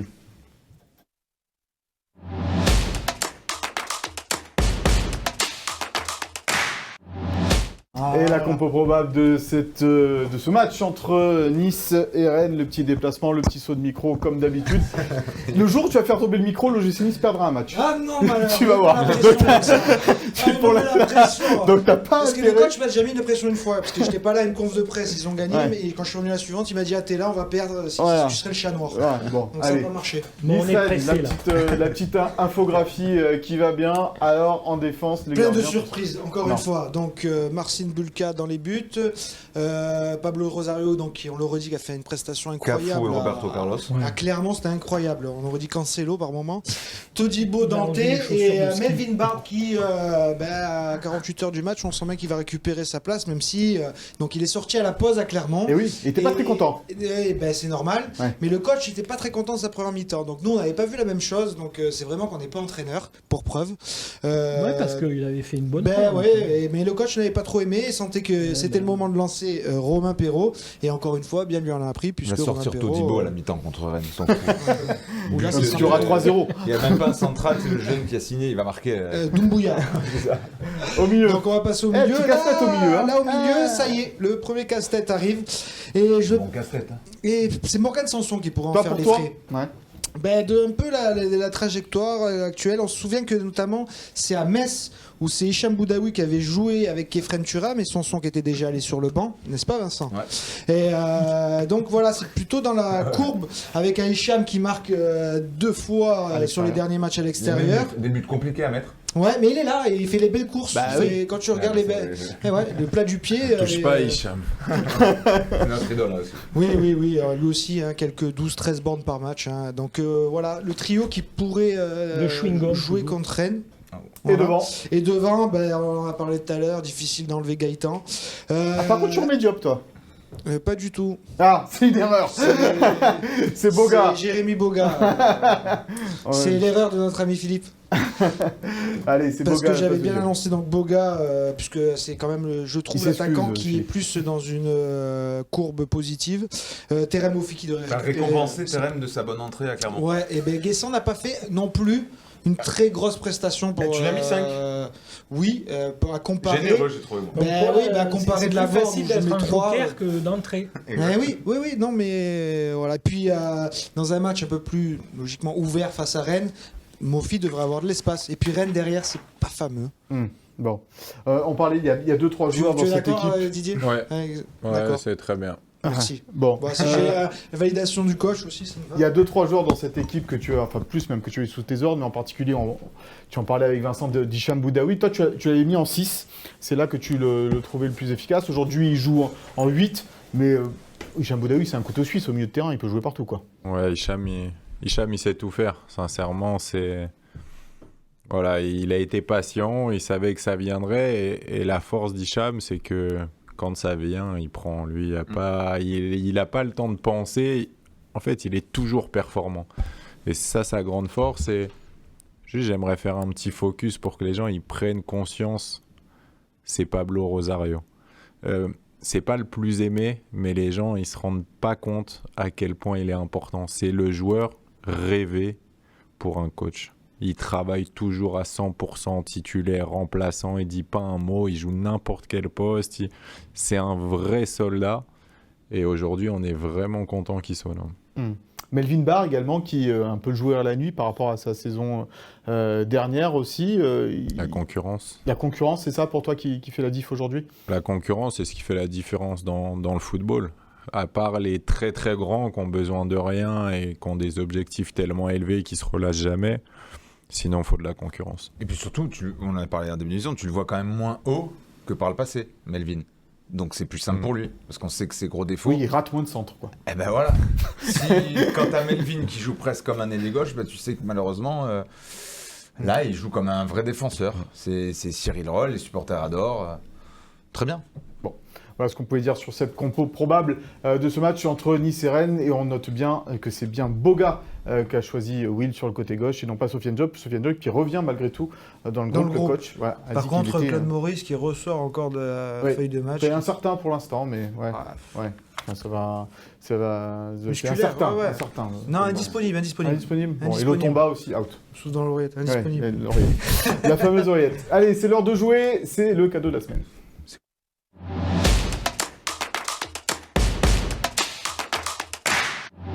C'est quoi, il me demande sur le plateau, Vincent et Will. Bah, c'est 2 places pour Nice-Toulouse. Alors, pas en tribune sud, hein. Pas en tribune basse parce qu'elle sera fermée. Donc, à côté de Will.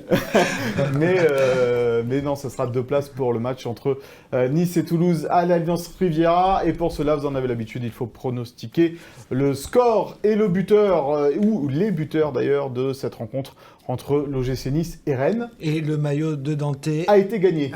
Oui, parce que des fois on nous dit vous faites gagner des cadeaux et vous on oublie de le dire, mais là on le dit. Il sera livré par Mika en personne chez le gagnant. Tu m'as pris pour Deliveroo, d'accord. Voilà, okay. C'est ça. C'est bien, c'est sympa. Donc, tu dois voir avec lui en direct. C'est pas moi qui m'occupe de ça. Mais donc, 2 places pour Nice-Rennes, pour Nice-Toulouse, pardon, à gagner le nom des buteurs. C'est pour Philippe. Pour ce match. C'est la légende. La légende qui va certainement pronostiquer. C'est ton heure déjà. La légende, non déjà, à peine. Enfin. Tu nous fais court, hein. Allez, souviens-toi. Merci.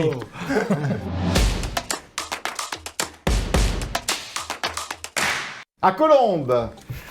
Alors, comme j'ai pas préparé, je vais relire mon papier. Oui, parce qu'en plus, tu recycles. Qui est paru hier dans Nice Matin. Excellent papier au demeurant. Excellent papier. J'ai énormément de lettres. J'ai reçu. Ce mois, mes lecteurs m'envoient du courrier. Oui. Comme ils savent pas ce que c'est un mail. T'as pas de compte Twitter, toi? On m'envoie du courrier. On devrait créer le compte La Légende. Il a pas de compte Twitter. La légende. Non, je ne suis pas réseaux sociaux, je déteste. Donc en fait, alors mon Souviens-toi date de 72-73 parce que je me colle à l'actualité et donc l'équipe de Francesco Farioli a gagné 4 fois d'affilée à l'extérieur et elle rejoint. Elle la dépassera jamais, hein, même si elle gagne une 5e fois. Je préfère vous le dire de suite. Pourquoi? Parce que. Mais c'est les championnes de France. Ah, peut-être. Elle la dépassera dans les stats, sur le papier, dans le classement, tout ça, mais pas dans le cœur, dans l'âme, dans l'imaginaire, tout ça. Donc, 1972, le gym est en tête après 10 journées. Comme là. Avec 2 points d'avance sur Saint-Etienne et 4 ou 5 sur Nantes. À l'époque, la victoire, c'était 2 points. Donc, en 10 matchs, 28 buts marqués. Quasiment 3 fois plus qu'aujourd'hui. Non, mais bon, juste... voilà, décor. L'attaque, c'était une mitraillette. Combien de buts encaissés? Ah, ça, tu sais. Très peu. Ah, bon. Baratelli dans la cage, donc oui, c'est pour ça qu'il ne dira pas le chiffre. Le chat. L'attaque Loubet, Revelli, Van Dijk. Donc ça marquait, ça claquait. Donc il se déplace 4 fois à l'extérieur, pas d'affilée, mais il se déplace 4 fois et il gagne 4 fois. À Saint-Etienne, donc excusez du peu, hein, on ne gagnait pas à Clermont. Ils ont gagné au parc. À Saint-Etienne, alors là voilà l'équipe. Bon, c'est des immortels. Snella en haut, Snella quitté, Baratelli, Chorda, Camerini, Jouve. En bas, Loubet, Hugues, Van Dijk, Revelli, Eriksson. Normalement, on devrait tous s'agenouiller. Ouais. Non, mais franchement, ces gars, c'est des héros. Ils étaient beaux, ils jouaient bien, ils avaient tout pour eux. Mais ils gagnaient rien. Et donc, il gagne à Saint-Etienne. But de Jean-François Douis, qui marquait très peu, puisque c'était un défenseur latéral, ou qui pouvait jouer au milieu, mais il jouait défenseur latéral. Avec en face Kurkovic, Piazza... le grand Saint-Etienne. Pas le grand Saint-Etienne, mais 72, l'arqué, quoi. Ouais. Ça commence. Mais déjà, une très belle équipe de Saint-Etienne. Gagne 1-0, but de Douis, Kurkovic dans la cage. Le déplacement suivant, ils vont à Bordeaux. Jean Snella, qui était un entraîneur mythique, qui aimait que l'attaque, fait une équipe en 4... Voilà, il est là avec Quitté et Van Dijk. Il fait une équipe en 4-1-5. Donc 4 défenseurs. Au milieu, Jean-Noël Luc. C'est tout. Et devant... Voilà. Jean-Noël Luc. Et Boudaoui de l'époque. Et 5 attaquants. Revelli, Castellani, Van Dijk, Loubet, Sanchez. Ouais. 1-0. But de Van Dijk. Quoi, ça suffit pas d'empiler les attaquants pour marquer plein de buts. Mais 1-0, mais du jeu. Hein. Mais 40 occasions. Bon, bref. On ne s'ennuyait pas. Après, ils vont à Nîmes, chez les coupeurs de tête, coupeurs de gorge et de tibia. Non, mais c'est vrai que Nîmes, à l'époque, Jean Bouin, c'était un traquenard. Ils gagnent encore 1-0. Oui, on se régale. Les 28 buts et les but de Van Dijk. Non, mais je devrais plus venir sur ce plateau.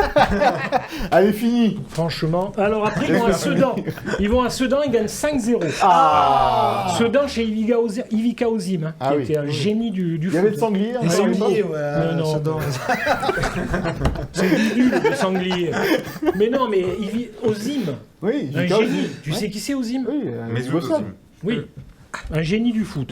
Ils vont à Sedan, ils gagnent 5-0. L'Ozim, il va manger. 3 buts de Van Dijk, 2 de Bernard Castellani, 17 ans.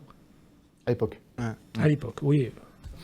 Voilà, donc 4 défaites d'affilée. 4 victoires. 4 victoires d'affilée à l'extérieur. Bon, et à l'arrivée, on finira deuxième. Derrière Nantes, parce qu'on a un hiver difficile. Les terrains boueux. Les arbitres contre nous. Oui, ça va pas changer. Ça. Voilà, donc on finit deuxième derrière Nantes. Mais bon, cette équipe, on l'embrasse. Une équipe fantastique qui aujourd'hui, c'est-à-dire combien d'années? 50 ans après? Oui, c'est ça. 51 ans. 51 ans après. Comme le pastis. Ils sont en moi, quoi. Ouais. Et cette équipe, elle joue en moi. Elle est là. Elle joue. Elle a mis ton transit. Et elle joue, elle marque, elle me donne des émotions. Et je l'aime encore plus qu'à l'époque. Mon fils, il jouerait à la place de Van Dijk. Mon fils, je pense qu'à l'époque, il aurait porté les sacs. Non, c'est un super joueur, mon fils, mais Revelli, Loubet, Van Dijk, il jouait pas, mon fils, je suis désolé. C'est pas le même football non plus. C'était pas le même football. Ça allait moins vite.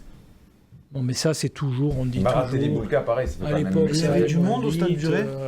Il y a 17 000 de moyenne cette année-là. Ouais, pour le Ré, c'est bien. Bah, c'était quasi plein. Ouais. 17 000 de moyenne au Ré à l'époque. Puis Baratelli, Boulka, ils ont que le B en commun. Bon. Oh là là. Baratelli, il y a une légende. Je vais le faire taire. Et un lutteur de c'est foire. Bon, allez, c'est bon, ça suffit. Allez. Merci Philippe. Un lutteur de foire. Tu vas voir. Merci Philippe pour cet excellent. Du prochain gin tonic. Je dirais que j'ai jamais dit ça. Très bon choix.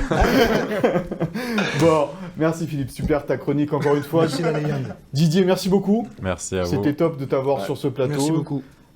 Franchement, on te souhaite beaucoup de bonnes choses pour la suite de cette saison. Ton diplôme d'entraîneur, de révéler beaucoup de joueurs dans ce groupe élite pour l'équipe pro derrière. Et puis après, on verra bien où ça te mènera, évidemment. Mais on sait que ça te mènera. On pense que ça te mènera assez loin, tout ça. Messieurs, merci. Vous avez été très bons, comme d'habitude. N'oubliez pas Nice-Rennes dimanche soir. Merci à Chloé Vorgard, Sophie Doncé, Philippe Bertigny à la préparation et à la réalisation de cette émission. On se retrouve mercredi prochain. Et oui, ça va vite parce que l'OGC Nice jouera dès vendredi face à Montpellier pour un nouveau numéro de Gin Tonic. Bonne fin de semaine à tous et à la semaine prochaine. Bye bye.